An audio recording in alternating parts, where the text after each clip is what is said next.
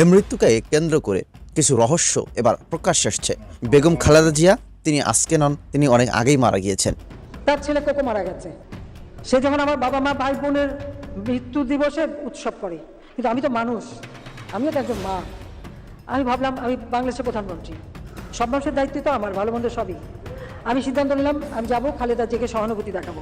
মানুষের ভাগ্য কতটা নির্মম হইতে পারে। যে ব্যক্তি বারবার তার ভুয়া জন্মদিবস সামনে এনেছে, সেই ব্যক্তি তার সঠিক মৃত্যু দিবস বাংলাদেশের মানুষকে জানতে দিল না। সে জানতে দিল না বললে ভুল হবে, তার গুণধর পুত্র জানতে দিল না। তারেক রহমান তার মায়ের লাশের উপর ভর করে রাজনীতি করে দেশে ফিরলেন। দেশে ফিরে সকল কাজ সম্পন্ন করে যখন লন্ডন ফিরে যাবার মুহূর্ত চলে এসেছে, তখন তিনি তার মায়ের মৃত্যু ঘোষণা করে দিলেন। যে খালেদা জিয়া আসলে মারা গিয়েছেন নভেম্বর মাসের 29 তারিখে, যে শুধুমাত্র মাস্ক কেটে দিয়ে একটা শো পিসের মতো এটাকে রেখে দেওয়া হয়েছিল, যাতে করে তারেক রহমান বাংলাদেশে আসে, আইসা নমিনেশন টেলিভিশন সবকিছু কনফার্ম। আমরা আসলে কি খালেদা জিয়া প্রায় 1 মাস আগে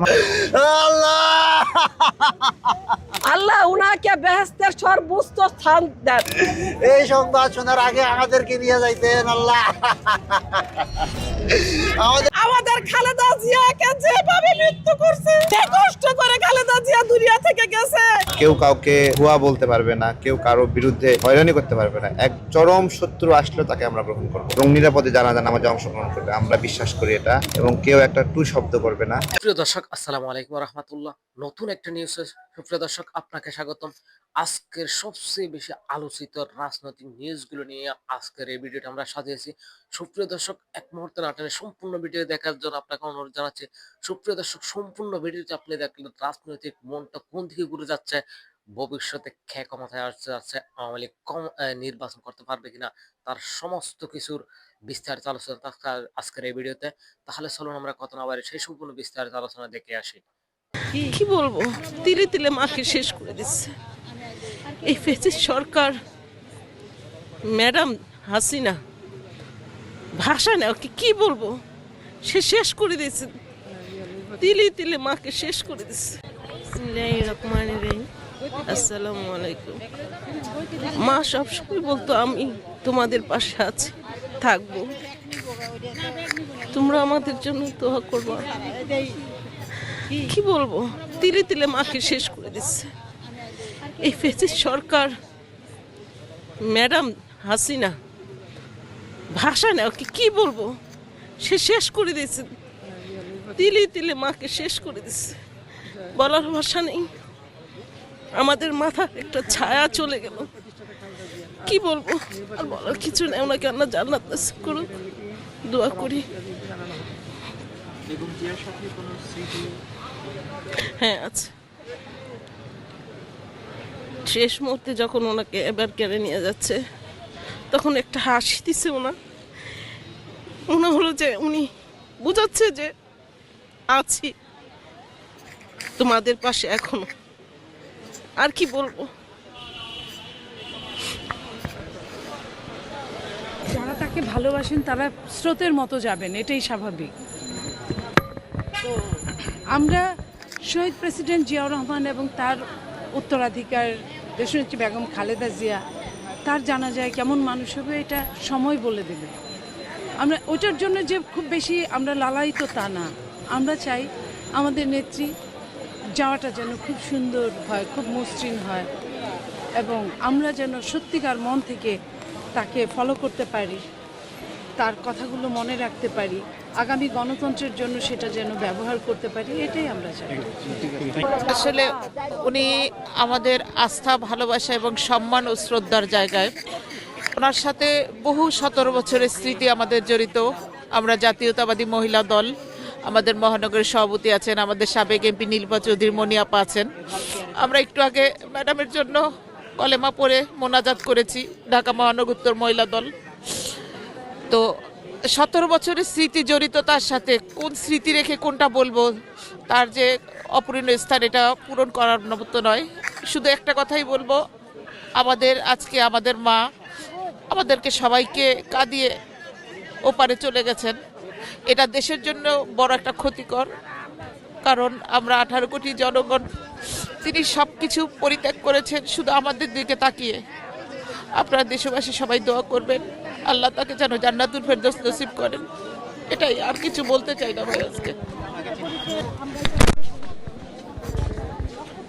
আমরা 17টি বছরে আমার ম্যাডাম মা খালেদা জিয়ার সাথে প্রত্যক্ষভাবে জড়িয়ে ছিলাম, আশেপাশে ছিলাম। যখন এই 2008 সালের নির্বাচনের পরে আমরা সব সময় রাত 12টা 1টা পর্যন্ত এখানে পাহারা দিয়েছি। ম্যাডামের সাথে ছিলাম, অতি কাছের থেকে দেখছি ম্যাডামরা আমাদেরকে সব সময় শাসনে বাড়ানো রাখছে যে মহিলা দল করে সুন্দরভাবে সুশৃঙ্খলভাবে তোমরা সবাই এক থাক, কোনো বিশৃঙ্খলা সৃষ্টি করে না, মানুষের সাথে ঝগড়াঝাটি, মানুষের সাথে মানুষকে খারাপ ভাবার মন্দ বলা। এই যে শেখ হাসিনা অনেক ইয়া করতো, গালি আমরা একটু বকা দিলে বলতো যে বকা দিও না, থাক, আল্লাহ একজন আছে, সে বিচার করবো।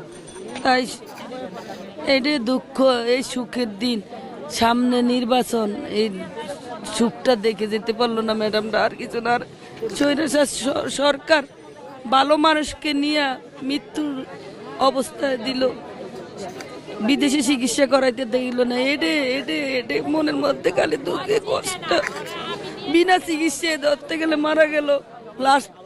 লাস্টে উনি স্বৈরাচার যখন পতন হইল, লন্ডনে যায় চিকিৎসা হয়ে আসলো, ভালো লাগলো, আমরা অনেক খুশি হয়েছি যে ম্যাডাম আমাদের খালেদা জিয়াকে যেভাবে মৃত্যু করছে, যে কষ্ট করে খালেদা জিয়া দুনিয়া থেকে গেছে, কেউ কাউকে ভুয়া বলতে পারবে না, কেউ কারো বিরুদ্ধে হয়রানি করতে পারবে না। এক চরম শত্রু আসলেও তাকে আমরা গ্রহণ করবো এবং নিরাপদে জানাজা নামাজে অংশগ্রহণ করবে, আমরা বিশ্বাস করি এটা। এবং কেউ একটা টু শব্দ করবে না। আল্লাহ উনাকে বেহেশতের সর্বোচ্চ স্থান দেন। এই সংবাদ শোনার আগে আমাদেরকে নিয়ে যাইতেন আল্লাহ। আমাদের নেতা আজাদ গোলাম নবী আলমগীর অসুস্থ হয়ে পড়তে এই সংবাদ শোনার পরে পুরো মানুষের একটা অভিভাবক চলে গেছে মনে হয়। এই বাংলার মানুষের অভিভাবক চলে গেছে আল্লাহ। ও আল্লাহ, কেমনে এই সংবাদ শোনার আগে আমাদেরকে নিয়ে যাইতেন আল্লাহ। 18 কোটি মানুষ কাঁদতেছে আজকে আপনার জন্য। ও সৃষ্টিকর্তা, ও আল্লাহ, অন্তটা বাইরে যায়,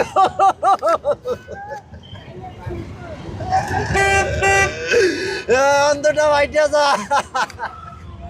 সবাই আসবে। উনি এবং শুধু সবার বিএনপির জন্য নেত্রী না, উনি সারা এবং বাংলাদেশের সবার জন্য নিরাপদ।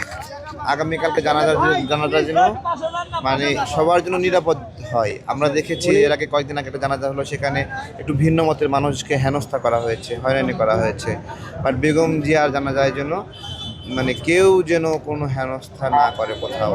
একবারে ভিন্ন মতের মানুষ আসলেও তাকে আমরা সেইভাবে গ্রহণ করব। এটা আমি থাকবো, আমার একটা দাবি আছে, আমাদের সাথে একটা বন্ধুত্ব আছে। সেই জায়গা থেকে আমরা সকল দল মতের মানুষের জন্য নিরাপদ একটা পরিবেশ তৈরি করব। কেউ কাউকে ভুয়া বলতে পারবে না, কেউ কারো বিরুদ্ধে হয়রানি করতে পারবে না। এক চরম শত্রু আসলেও তাকে আমরা গ্রহণ করবো। ইনশাআল্লাহ। এটি তারেক রহমানের সেই বক্তব্যতেই উঠে এসেছে যে প্রতিহিংসার রাজনীতি আমরা আর করবো না। প্রতিহিংসা আমরা করছি না।